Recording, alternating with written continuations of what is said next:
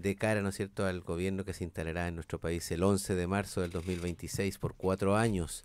Y revisábamos un poco el rol que están jugando, ¿no es cierto?, los parlamentarios, las vocerías.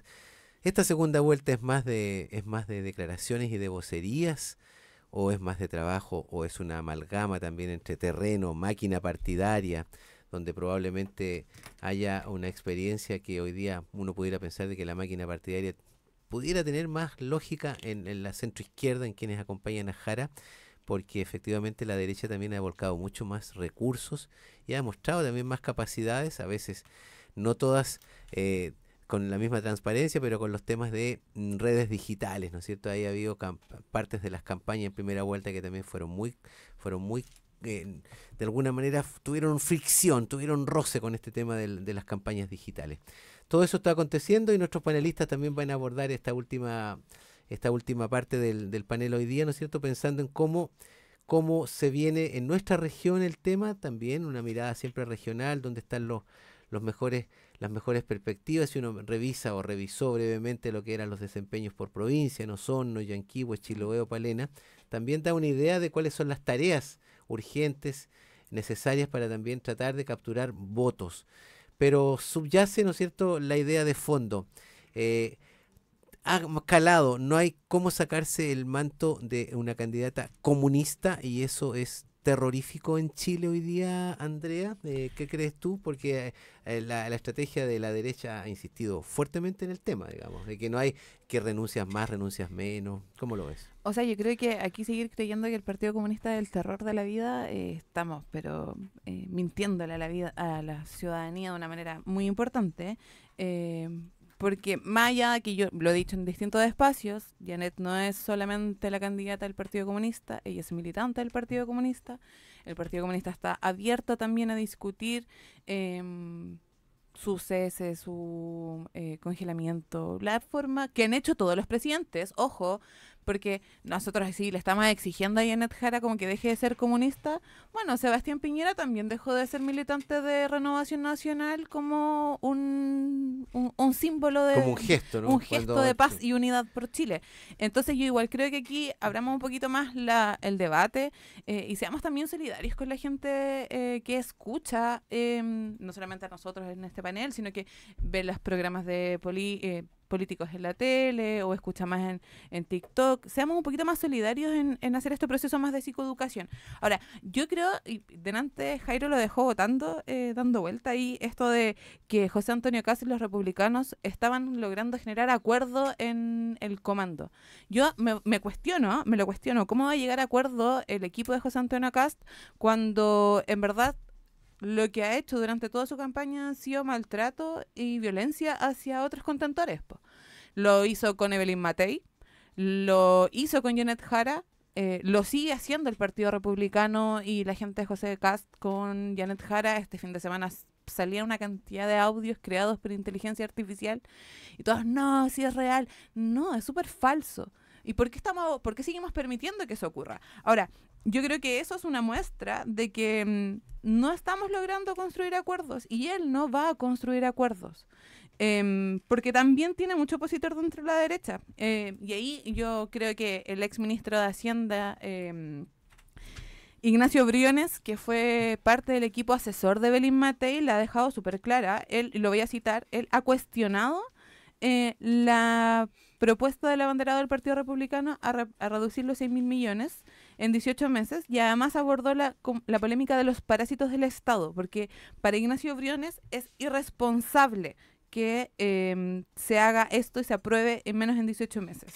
Entonces, yo creo que ahí nosotros también tenemos que mirar y escuchar un poquito más. Creo que ahí hace una lo que autocrítica. sí, Ya, ya. porque, o sea, yo creo que para la gente de derecha, para la gente que vota Cast, que un ex ministro de Sebastián Piñera, como lo es Ignacio Briones, militante de Bópoli, Ujú. venga y te diga lo que está proponiendo el candidato hoy día de derecha es irresponsable, es porque realmente es irresponsable. Ujú. Porque aquí no podemos sostener como solamente en el hecho de que hay que reducir, porque hay que reducir, porque el costo. O sea, el proceso de inflación va en decaída, hemos sostenido un proceso de... ¿cómo se dice cuando uno tiene como represión económica? Ujú. Sí, sí, sí. Recesión económica. Recesión, sí. pero también el mercado internacional va hacia ese camino. Entonces también nosotros tenemos que ser muy como responsables en los procesos Ya, económicos están que vamos a pensando hacer. con más cuidado entonces en ese sentido. Vamos a dar la vuelta, sigamos. Jairo, un poco, ¿qué le parece a usted de este tema de cómo viene la responsabilidad? Y estábamos hablando de, ¿no es cierto?, fíjese que estaba leyendo ahora que un vocero del presidente del Partido Comunista hablaba de que el Partido Comunista pagó las consecuencias del crecimiento del Partido de la Gente en el norte. El norte que tenía cierta historia con la izquierda, ¿no es cierto?, sobre todo a partir de la historia del siglo XX, con el desarrollo minero y todo eso. Deme su perspectiva un poquito de cómo está viendo entonces cómo se resuelve hoy día el mensaje hacia el electorado, ese mensaje que quiere escuchar sobre en términos claros, simples, pero también que efectivamente se resuelva. Bueno, acá la respuesta son tres cosas. Por primero, la rabia y la decepción de la gente, como siempre defiende COSUT, hay que capturarla. Entonces aquí los comandos tienen que hacer un trabajo territorial donde esa rabia y esa decepción se pueda capturar y decir, nosotros te podemos defender estas banderas. Eso por un lado. Los políticos te están fallando, nosotros no hemos llegado al poder, por lo tanto te podemos dar una solución. Eso por un lado. Por el otro lado, el tema de las propuestas, bueno, hablarle fácil a la gente y darle la sensación de que tú los vas a poder hacer. Y para eso tú tienes que hablar firme, tienes que hablar claro, y eso genera en la gente un imaginario, un ideario de una persona que resuelve. Certeza, digamos. Correcto. Entonces, vamos a ver si van a ser frases construidas o va a ser un debate de propuestas. Y en ese sentido, cualquiera de los dos caminos yo creo que es válido. ¿Está bien no ir a los debates porque si usted va ganando en las encuestas? En política, toda cosa que tú hagas es una decisión que te da capital. Y en ese sentido, no siempre ir a los debates puede ser una decisión satisfactoria para algún electorado, no porque no dé la cara, sino porque también es un mensaje de decir, bueno, yo ya te he clarificado muchas cosas, entonces tú ya sabes por quién vas a votar y no necesitas estarme viendo todas las veces hasta tarde para poder tener esa idea de que soy tu voto fijo. Entonces, no siempre es necesario dar la cara para poder capturar ese voto. Y de otro lado, yo, así como tú también, Andrea, citaste a Briones diciendo que era irresponsable, yo quiero citar a Klaus Schmidt, que era el economista de Chile Vamos, que hizo parte de la reunión, y donde dijo, tenemos el 100% de acuerdos en los temas fundamentales, y en ese sentido también hay una experiencia previa de gobierno que ellos conocen, digamos, se han movido con gente que ha estado en el poder, y puede dar soluciones porque conocen también un poco lo que son las finanzas públicas y su desempeño. Bien, pues, COSUT, como que tú escuchas atentamente aquí a los quienes están más en comandos, digamos, están con la mirada evidentemente en sus candidaturas, y tú tienes esa libertad de poder elevar el dron y decir, a ver, ¿qué te está pareciendo? Sí, mira, a ver, aprovecho la pregunta que tú le hiciste a la Andrea respecto del tema del PC, si el PC, si ser militante del PC afecta o no afecta. Yo me inclinaría por decir que no es mucho lo que afecta, hay un padrón muy nuevo, este no es el padrón del año 90, honestamente, pero donde ha sido hábil la candidatura que representa a José Antonio Kast en establecer que Janet Jara es la candidata del continuismo.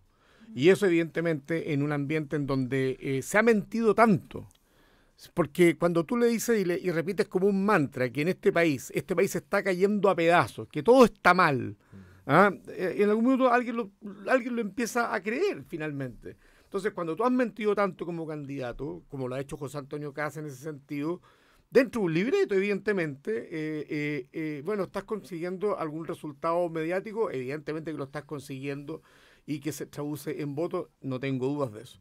Pero también tengo súper claro de que en el caso de José Antonio Kast, él es miren, si seamos bien claros, aquí hay una disputa por la hegemonía de la derecha y él está ganando esa disputa. Yo no tengo ninguna duda que no va a haber ningún partido de la derecha, incluido Evópolis, que no va a terminar inclinándose por apoyar a José Antonio Kast, porque representa o se identifica más con los valores que ellos profesan, para decirlo de alguna manera. José Antonio Kast hoy día es como el guardián del Santo Grial, para decirlo de alguna forma, del pensamiento de Jaime Guzmán. Y recordemos que Jaime Guzmán dio origen a un partido que se llamó la UDI en este país, y que la UDI en los 90 era lo que el Partido Republicano es hoy día. ¿Sí? Tampoco tenemos que pasar por alto eso. O sea, el discurso de la UDI no era muy distinto al discurso que tiene hoy día el Partido Republicano o los social cristianos. La diferencia es que, claro, con el tiempo se volvieron bastante más pragmáticos, y en ese sentido también hubo avances civilizatorios, en mi opinión, porque antes del gobierno del presidente Boric nadie cuestionaba que los militares que fueron procesados y fueron encarcelados por violaciones a los derechos humanos era una cuestión en la que había consenso. Sin embargo, hoy día el Frente Amplio, entre las tantas cosas que logró como parte de su objetivo, fue generar una reacción impresionante en la derecha, y hoy día tenemos sectores en la derecha que cuestionan y que plantean que personas que están presas hoy día en las cárceles por violación a los derechos humanos, por haber asesinado a compatriotas, pareciera que son señores viejitos que merecen toda la compasión nuestra, cuando en circunstancias que lo que teníamos antes era un consenso respecto de que los violadores por derechos humanos tenían que estar presos. Oiga, y que ahí yo me sumo a lo de Cosud, que ya. ahí se me fue, no, olvídalo. Ya, vamos, no, pero interesante. No, pero mire, ahí, el ímpetu. No, pero mire, tenemos una vuelta más para poder reflexionar un poquito sobre este tema. Entonces, hoy día, la cuenta de este concepto del continuismo va a ser un tema importante, y tiene que ver entonces con una herencia que está dejando también una estela, un aroma que está quedando en la ciudadanía respecto de qué cosas fallaron efectivamente hoy día. Desde esa perspectiva, Andrea, mirando hacia qué tendría que en estas 3 semanas, ¿no es cierto?, también la coalición que está detrás de la candidata Jara tendría que salir a declarar al electorado: aquí estuvimos mal, aquí vamos a cambiar, o en estas cosas vamos a reforzar, porque la candidata está diciendo un par de cosas a propósito de que fustigó, ¿no es cierto?, la ausencia del debate de Kast, habló, ¿no es cierto?, de nuevo insistentemente las 40 horas, el ingreso vital de 750.000, la rebaja del 20% en cuentas de luz, la devolución del IVA en medicamentos. O sea, de alguna manera está llenando un canasto también con temas que le puedan hacer sentido al electorado. O sea que yo creo que lo primero es aclarar de que los programas son distintos, pero no en un tema así como de ideológico, valórico, sino que en temas programáticos. El programa de Janet es mucho más concreto, porque además es un momento muy distinto. O sea, el programa de Gabriel Boric era un programa de ilusiones, de sueños, de promesas que el 90% no se pudieron cumplir. Mucha poesía, pero también porque veníamos saliendo del estallido social, donde creíamos que íbamos a hacer la revolución, creíamos que íbamos a cambiar la constitución, y eso fue un proceso también que nosotros tenemos que asumir, que es una derrota también por bastante inmadurez política, porque creíamos de que podíamos lograrlo desde esa manera, y que podríamos llevar a cabo un programa de gobierno que se sostenía solamente si cambiábamos la constitución, pero no la cambiamos, y no la vamos a cambiar, lamentablemente, aunque nos guste, o sea, nos duela. Usted lo habla desde la perspectiva de militante, de alguien que está y que hicieron esta travesía en el desierto, digamos. Y que, claro, y que también, por ejemplo, yo leí a Alex Cortés el otro día de que hay que asumir que eso es una derrota, ¿cachai? Y que nosotros lo que tenemos que posicionar hoy día es realmente cuánto podemos cambiar la realidad vital de las personas. Y en eso, el programa de la Janet Jara es mucho más concreto. O sea, mejorar la calidad de vida sustancial. Mira lo que interesante, porque finalmente es la paradoja, es que siendo más concreto el programa, o te digan, siendo más declarativo, incluso con grandes frases, el programa de José Antonio Kast logra entonces, el electorado va de aquí para allá. Yo creo que el problema es la forma en comunicar, y que nosotros también tenemos una mala separación de los roles. Yo creo que ahí el presidente Gabriel Boric tiene que lograr terminar su mandato y quedarse con su mandato. No involucrarse tanto en esta elección, porque no es su elección, porque él no está siendo candidato ahora. Yo sí quiero responderle antes de que me corten. No te dan la palabra para que sea debate. Quiero responderle a Jairo respecto a lo que decía de que Klaus Smith dijo que tenían el 100% de acuerdo, pero él plantea el 100% de acuerdo en 3 temas, no en todo. Yo que tengo la entrevista, que dice que es la facultad, en la facilitación regulatoria, trabajar la permisología, el gasto fiscal, igualar los ingresos fiscales a los gastos. Dice, los primeros años van a ser deficitatorios. Hoy me cuesta el día leer. Ya. Eso. Pero son los 3 ejes que hay consenso. Solo los únicos 3 ejes. Ya, usted que quería significa aclarar eso. reducir el gasto del Estado.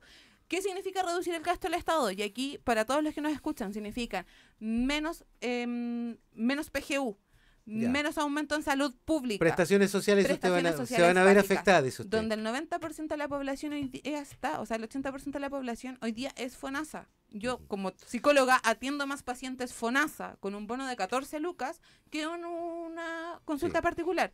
Y eso es una realidad en Chile. Y eso es lo que se va a ver afectado. Se va a ver afectado que tú vas a ir al consultorio y no vas a tener prestaciones, no vas a tener profesionales. Ya. Vamos a...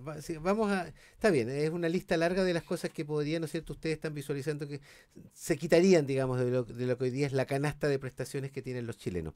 Jairo, usted quería responder un poquito del tema. Sí, porque primero por eso dije la palabra en lo fundamental de los Ya. acuerdos. Entonces, en lo No en la fundamental- totalidad, sino en no en lo fundamental. fundamental. La totalidad, el 100% de los acuerdos en lo fundamental, que eso fue sus palabras textuales. Ya. Entonces, en ese sentido, esos temas que tocó la Andrea recién son los fundamentales, justamente. Ahora, decir que es menos PGU y todo, no es tan así, porque para eso están buscando la manera de no afectar la vida cotidiana del chileno. Eso dejémoslo hasta ahí porque no vamos a entrar en el tremendo debate ahora y menos cuando hay menos tiempo. Pero yo quiero hablar de algo que lo podría llamar politológicamente ahora ya el efecto Piñera. A ver. ¿Y el efecto Piñera qué es?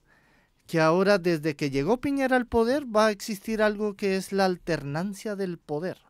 Porque desde que se fue el general Pinochet hasta antes de Piñera, la mayoría de los gobiernos fueron de izquierda. Ahora, con Piñera, ¿qué pasó? Que vino Piñera, Bachelet, Piñera, Bachelet y ahora Boric. Entonces va a haber una alternancia de poder que el chileno está comenzándose a acostumbrar de a poquito y que es muy probable que la balanza ahora se incline a favor de José Antonio Kast. Entonces, en ese sentido, yo creo que el chileno en su tradición democrática va a comenzar a hacer un reajustamiento. Y lo que podemos ver de aquí en adelante, y eso lo quiero investigar más adelante como politólogo, es si va a existir una alternancia de poder más sostenida en el tiempo. Lo que pasa es que la experiencia en América Latina indica que también cuando los que llegan al poder, y también ha pasado en los casos de presidentes de derecha que han intentado también modificaciones y lo han logrado, modificaciones constitucionales que les permitan la reelección. Caso Bukele, por ejemplo, digo, como uno de los grandes paradigmas Sí. de la derecha. En ese sentido, ¿usted siente que esas posibilidades siempre quedan al arbitrio de quién? ¿De ese gobernante? ¿Quedan...? No, eso va a ¿O depender es un de modelo la más? gestión de gobierno y todo, porque si tú me colocas el caso de Bukele, yo te coloco el caso de Honduras con... ¿O de Nicaragua? En Honduras, cuando bajaron al presidente que intentó reformar la constitución, y este caso lo conozco bien porque lo estudié a la saciedad, fue mi tesis. Bueno, también lo hizo Ortega en Nicaragua, también sí. modificó la constitución para mantenerse en el Sí, poder. correcto. Cuando lo logran, obviamente eso va a generar que haya una estabilidad en el poder, qué sé yo, con un partido único y lamentablemente eso puede dañar un sistema democrático. Pero por otro lado, cuando no se logra, como en el caso de Chile, como en el caso de Honduras, como en el caso de Brasil y otros casos, el poder democrático se va a estabilizar para que haya alternancias de poder, para que haya una democracia más sana. Este concepto de la alternancia, Kossuth, para ti interesante, modela un electorado efectivamente distinto, un electorado que también es capaz de moverse más por asuntos pragmáticos o urgentes.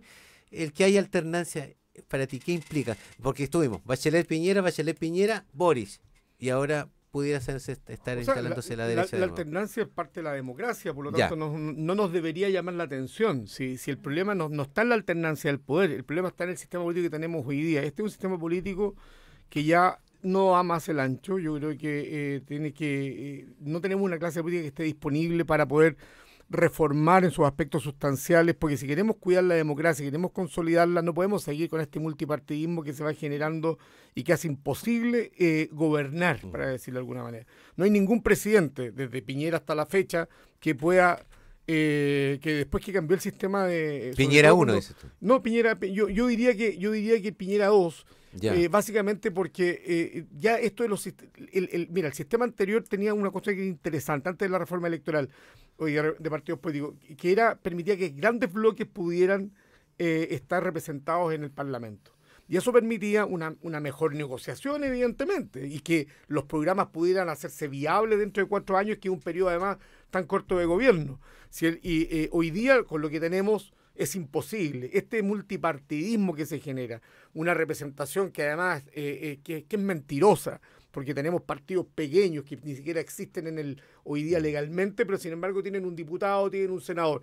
¿Y ellos qué tienen? Tienen la manija, a veces tienen el poder para para las reformas que se persiguen muchas veces.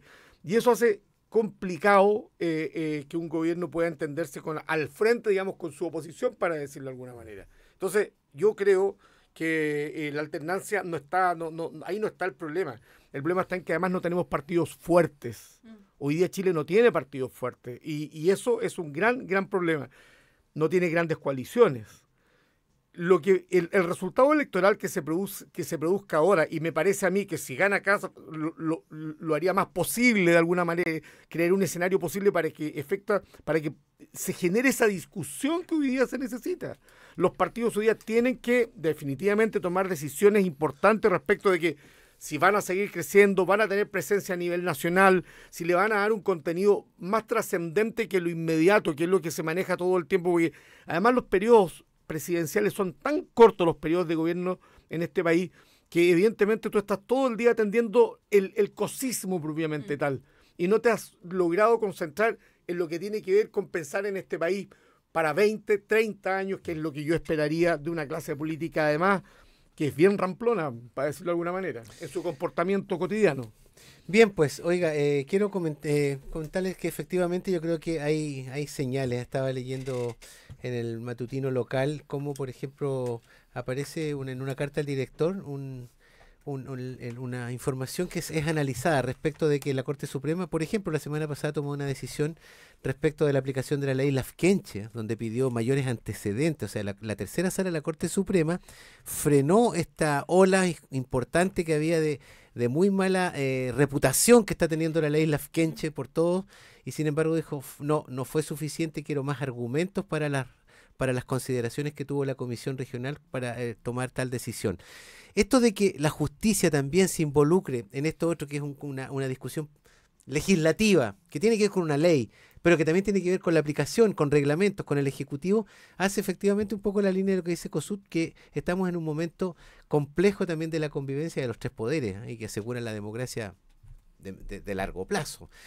Estamos listos para irnos. Quiero agradecer, 10:29. ¿En serio? ¿Ya se terminó el programa? Se terminó por esta semana. Sí, tenemos que encontrarnos rápido. en diciembre. La próxima semana vamos a estar prácticamente, claro, la próxima semana que vamos a estar justamente en el día 1 de diciembre. Pues, así que todos tenemos que llegar con panes de Pascua, cola de mono, galletas de Navidad, todo eso que nos ocurre para esta.